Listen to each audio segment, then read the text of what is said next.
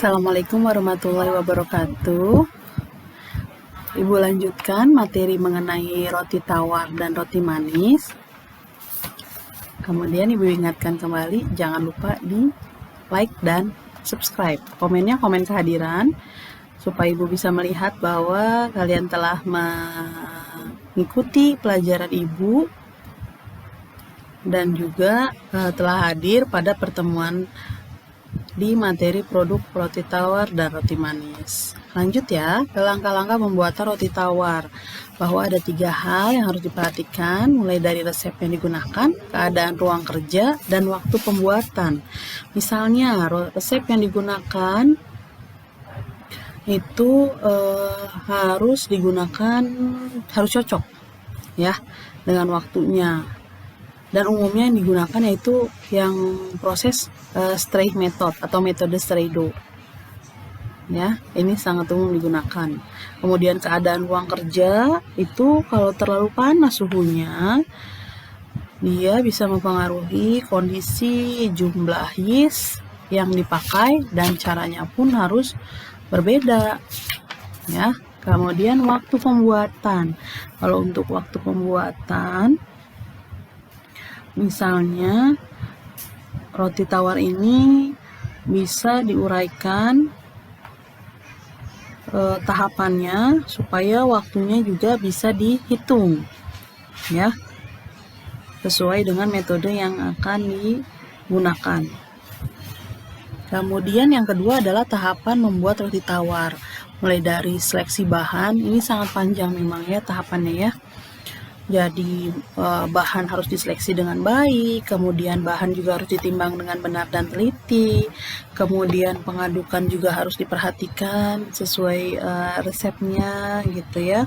Tahapannya itu ada 6, mulai dari pick up, clean up, develop, final, let down, dan breakdown. Ada 6 tahapan di dalam pengadukan. Jadi kalau pick up misalnya keadaan ini di mana semua bahan ini telah tercampur menjadi satu adonan. Kalau clean up itu kondisi adonan yang tidak melekat pada bowl atau wadah yang digunakan untuk mengaduk. Ya. Kemudian develop, dia adalah adonannya mulai terlihat licin atau halus dan permukaannya elastis. Final, permukaan adonannya licin, halus, dan kering. Let down, itu adonan mulai overmix, terlihat bahannya lengket dan lembek. Dan terakhir adalah breakdown, adonan sudah overmix dan adonan sudah tidak elastis. Ya, ini tahap-tahap pencampuran atau pengadukan. Nah, selanjutnya ada fermentasi atau peragian. Ya, ini akan menghasilkan gas CO2 atau karbon dioksida itu tadi. Kemudian alkohol yang akan menimbulkan aroma pada roti, kemudian menghasilkan asam, itu memberikan rasa dan juga memperlunak gluten. Ya. Kemudian potong timbang.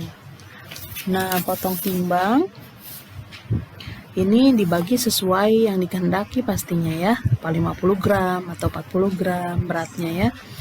Kemudian membulatkan, ini biasanya membentuk tujuannya ya, membentuk lapisan halus permukaan adonan sehingga dapat menahan gas-gas yang dihasilkan. Kemudian immediate proofing, ini adalah proofing lanjutan, fermentasi lanjutan. Biasanya waktunya sekitar 5-20 menit untuk mempermudah ke proses selanjutnya. Kemudian pembuangan gas atau sheeting untuk mengeluarkan gas dalam adonan ya. Kemudian membentuk, kemudian memasukkan ke cetakan ya. Kemudian selanjutnya adalah final proofing atau fermentasi yang terakhir, kurang lebih temperaturnya itu 35-40 derajat Celcius sekitar 35 menit. Dilanjutkan dengan pembakaran atau baking ya. Biasanya suhunya untuk roti tawar itu 200 derajat sampai 220 derajat. Kalau roti manis 170 sampai 180 derajat. Ya, setelah di baking, kemudian dikeluarkan dari cetakan, didinginkan, proses mendinginkan ya. kemudian proses pengemasan, dan yang terakhir adalah penyimpanan. Untuk kriteria roti bisa dilihat dari aroma, rasa, volume, warna remah, warna kerak, dan sifat jaringan. Biasanya aroma itu bisa dibedakan jadi terigunya terasa atau tidak, kualitasnya tengik atau baik, itu sangat terasa biasanya ya, dari aromanya tercium. Kemudian rasanya bisa tawar ya atau manis, itu tergantung jenis rotinya. Kemudian volumenya, dia biasanya kalau makin besar volume roti itu makin lembut rotinya ya. Kemudian warna remahnya ya, biasanya kuning kecoklatan. Kemudian warna keraknya ada yang coklat kekuningan, ada yang gelap, ada yang coklat kemerahan gitu ya. Sementara yang baik itu adalah coklat kekuningan.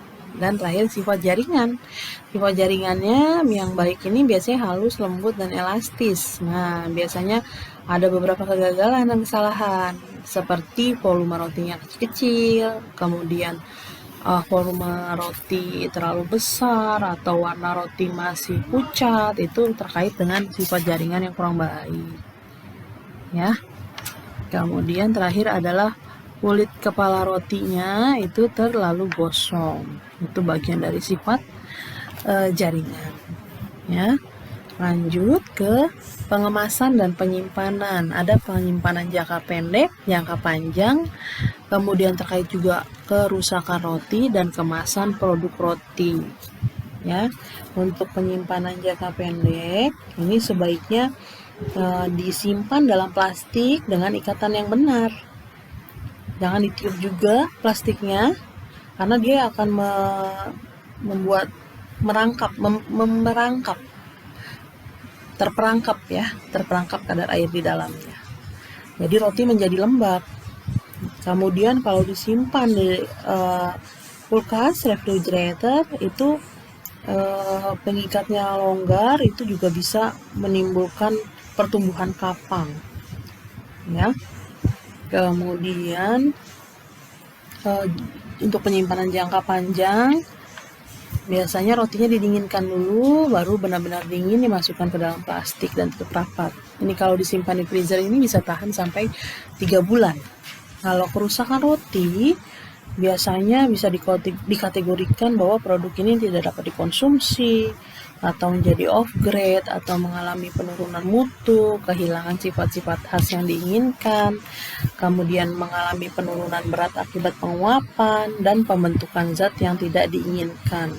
Nah, bakteri yang paling sering itu bakteri Rhodes atau Bacillus mesentericus, yang sporanya tidak mati oleh pemanggangan. Ini biasanya roti yang paling sering diserang oleh bakteri ini ya. Jadi kerusakan roti ini bisa juga disebabkan oleh kapang yang mungkin tumbuh selama pendinginan, pengerasan, maupun pembungkusan roti. Yang terakhir adalah kemasan produk roti.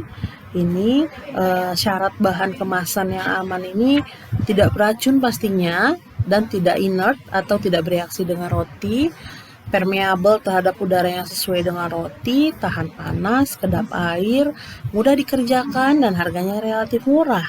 Kemasan yang dipakai untuk membungkus biasanya berupa plastik, terutama golongan polietilen dan selofan. Ini bagian dari pengemasan dan penyimpanan roti. Terakhir ada perhitungan harga jual, bisa kalian lihat di sini. Di kelas 10 kita sudah belajar, kelas 11 juga sudah. Nah, di kelas 12 ini harapan Ibu kalian sudah lebih paham, jadi tolong dipelajari baik-baik supaya bisa mengerjakan tugas-tugas selanjutnya. Demikian materi yang Ibu sampaikan. Kita akan lanjutkan ke diskusi di dalam e-learning, dan juga akan Ibu sampaikan link quiz di dalam quizizz.com untuk dapat menyelesaikan proses pembelajaran kita pada kali ini. Terima kasih. Wassalamualaikum warahmatullahi wabarakatuh.